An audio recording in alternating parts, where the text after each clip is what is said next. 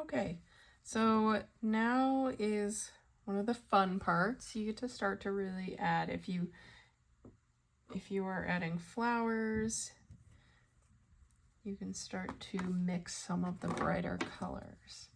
So for this fuchsia, I am going to mix ultramarine with cadmium red. And I know you have different colors in your toolbox, but you can usually mix pretty intuitively if you look at a color wheel. So I'm just gonna bring this all together and mix this violet. Because this red leans a little bit more toward orange, I do not have the alizarin crimson. It's gonna look a little bit brown. So I'm gonna use less red and just a little, or less red, just gonna use a little bit more blue. And see if I can get close to the color, the fuchsia color. If not, then I will work with what I have. Okay, so I have that kind of blue color. I actually may even, because now it's getting a little bit too brown. I might even just go for a pink. So using red and tinting it. Because this is leaning so much toward orange, I may just, like I said, just add a little bit of white. So bring this white, that red has a higher tinting strength, so I'm really just going to use very little red.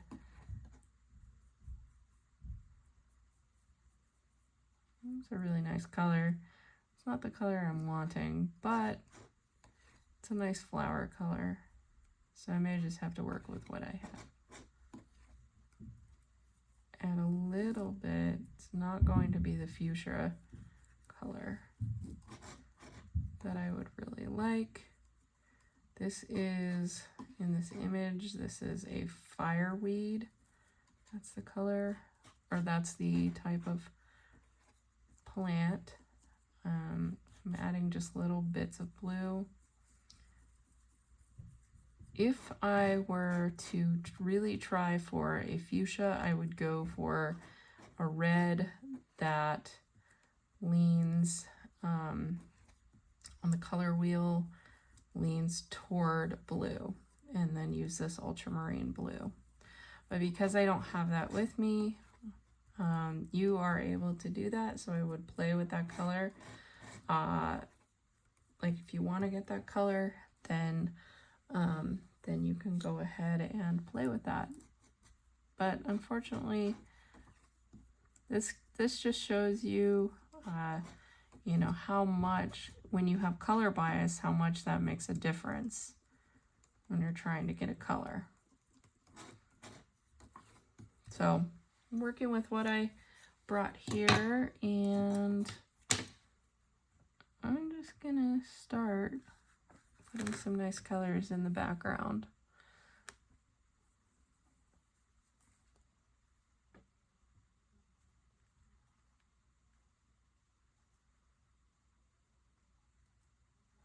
Don't want to have a straight line. Remember, you're just simplifying, so I might even add a little bit of that original brown to desaturate so that it doesn't quite come forward too much right away.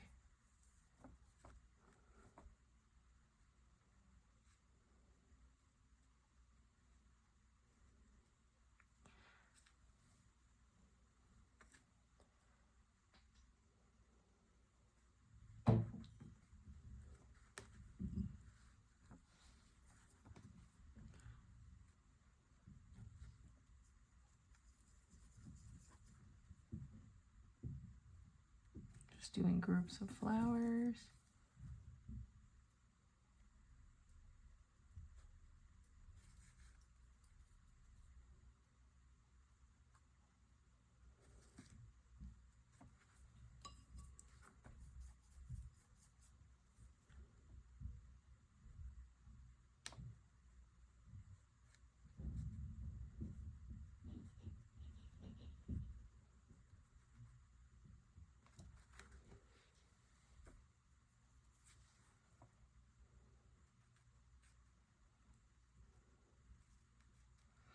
Now this is where you can mix your colors. I'm going to mix quickly so that I can have what's called a bridge tone.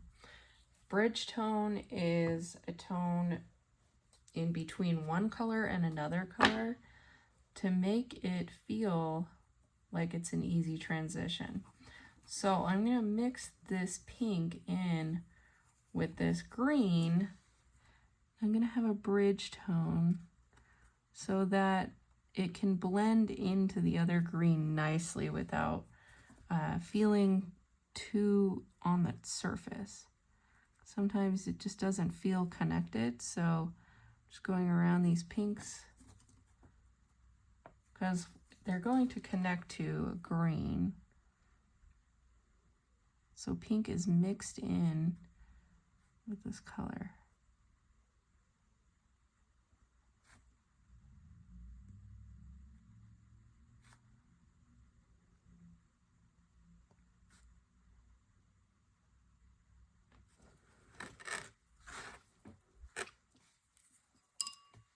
Okay, I'm gonna have a little bit more pink.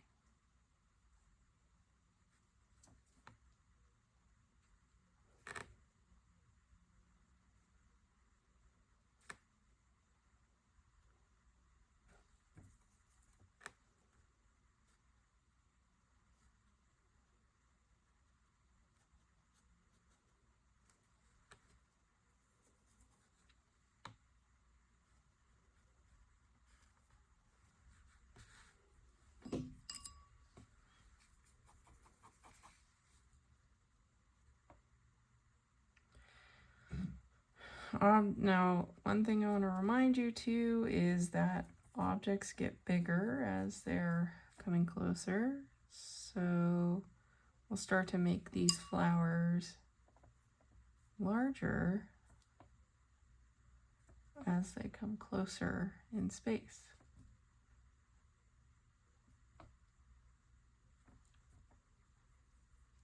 Same goes for trees, same goes for any object. Now I'm using my liner, so my really small thin round brush.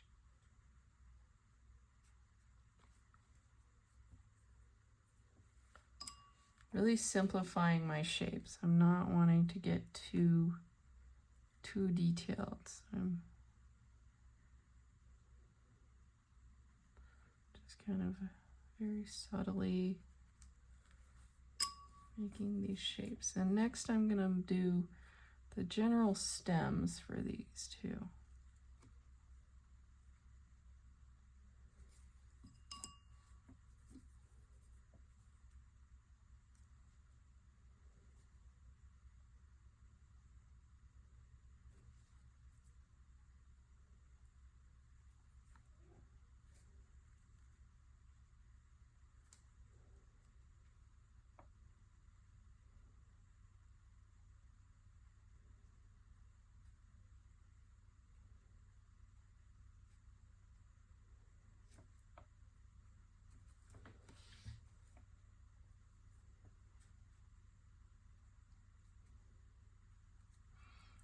So I want to make these ones in the front especially vibrant and especially detailed and bigger.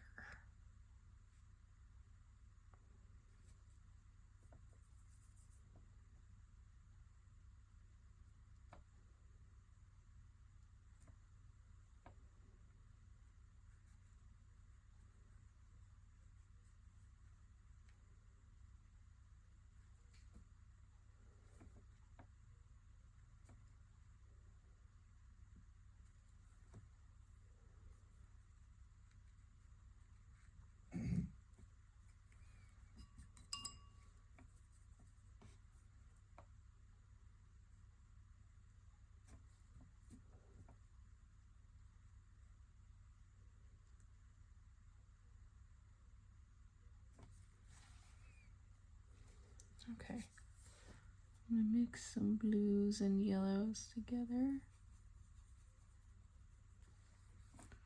Start to define some of these areas.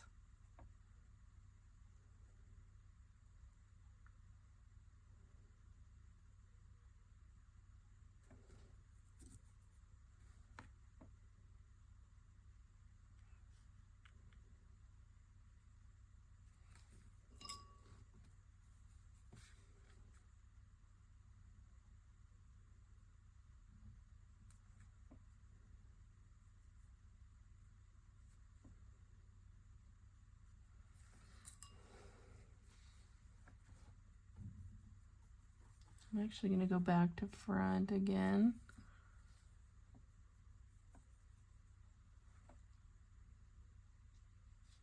And thinking what might be easier would be to mix some colors just so I have it. Just so I can take from these larger areas.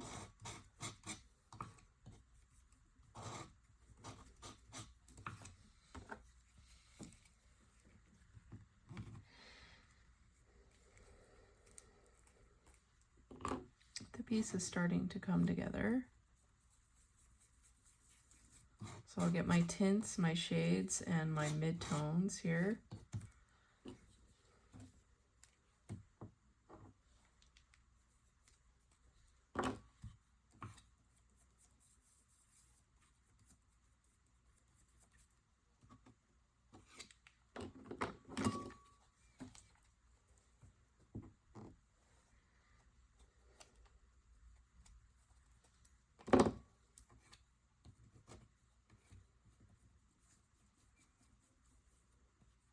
There's a nice tint.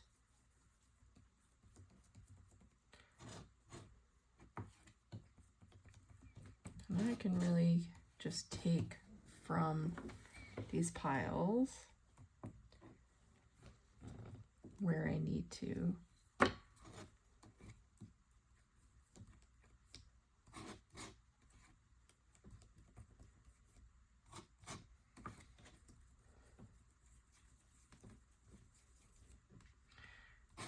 It's not exactly, like the colors that we see. That's okay. You can alter them a little bit. Generally, I would try for some color matching.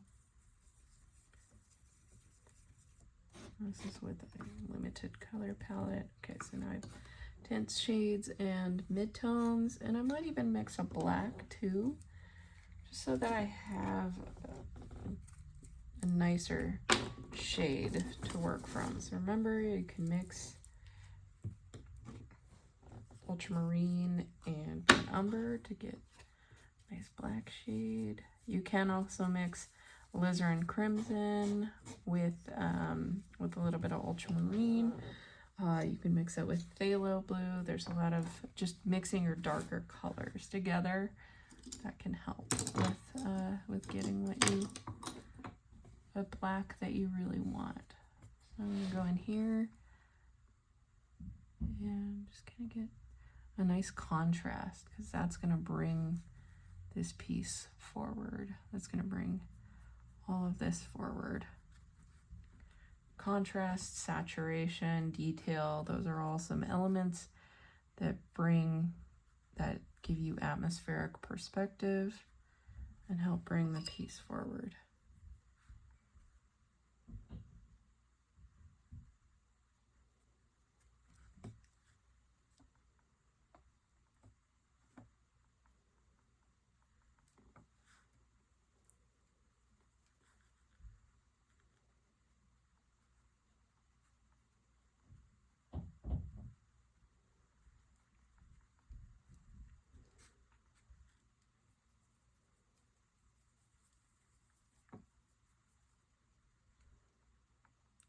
Blending.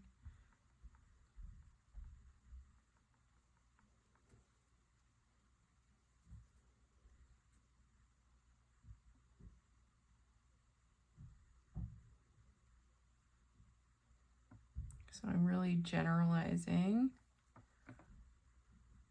a lot of these shapes that I see, highlights.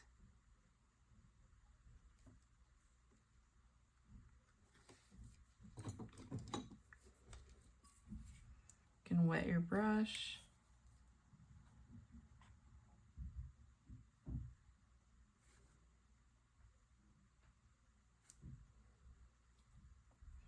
And those shapes are going to get smaller as they go back. You're more muted.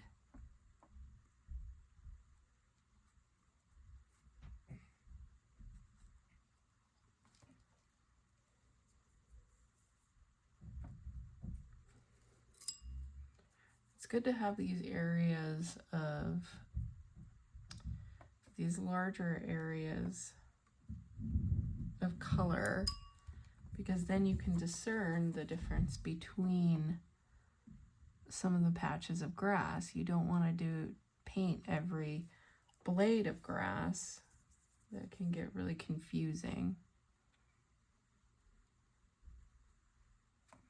So you can do the areas in between.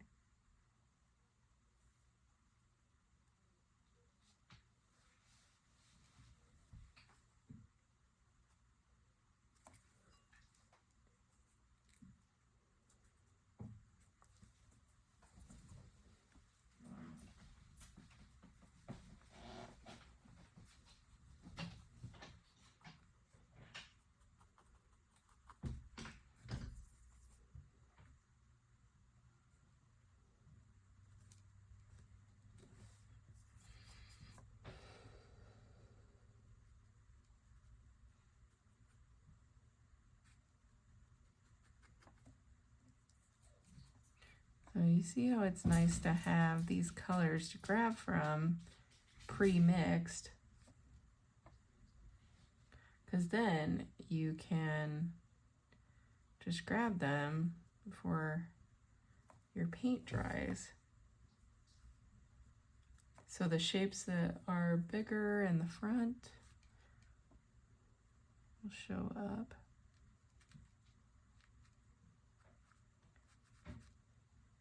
I'm using this thinner brush to create some of these areas in the front here that have some more detail.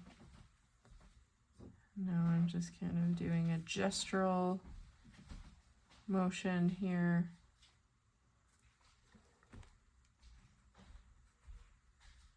So we have some areas there.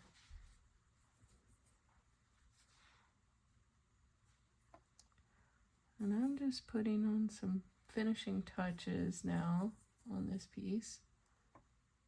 Might go back in some of the back areas here. Add a little more highlight in some areas.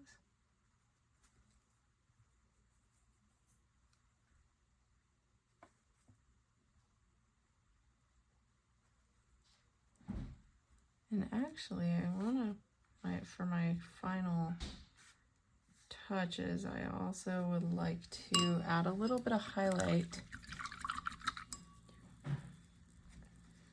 onto the flowers. So that's actually what I'm going to do here. Add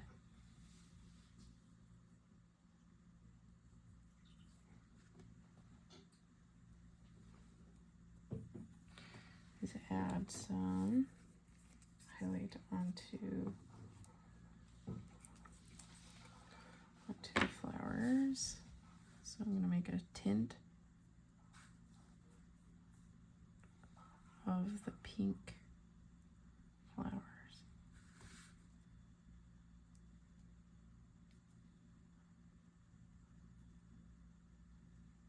And that'll give a little more detail.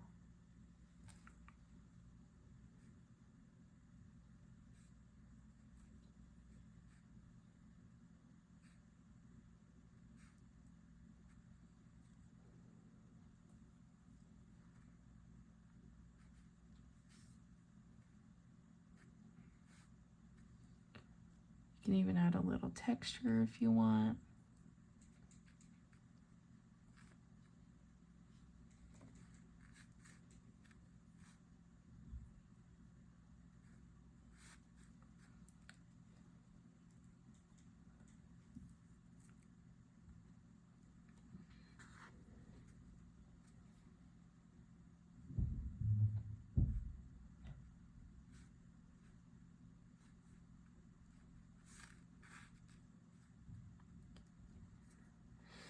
So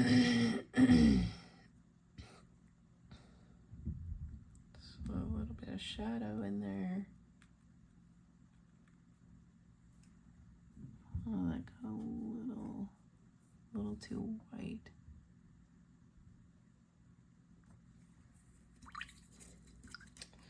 But this is right about where I want it. I'm actually going to add a bit of a bridge tone here.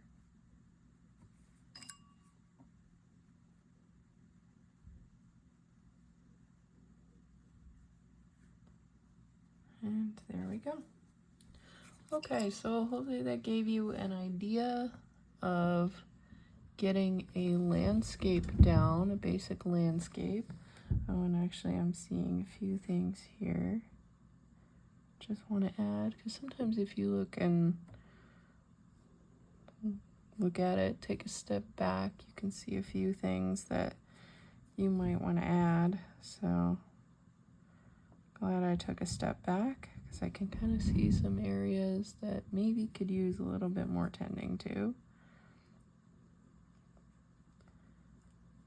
That maybe got even a little too detailed.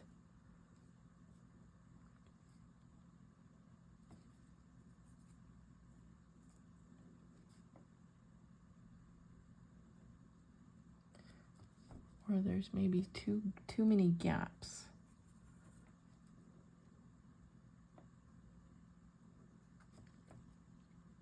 And so you want to look at your painting.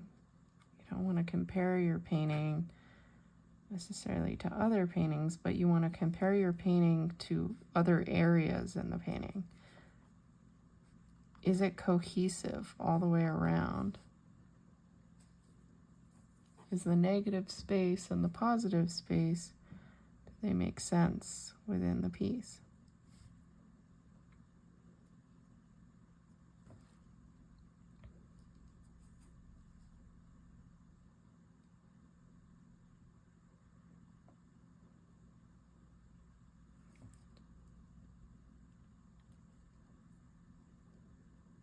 There may be some areas that I go in and fix up, but I could probably give it a rest for now. And yeah, just accept where it is. Okay, thank you for watching, and let me know if you have any questions.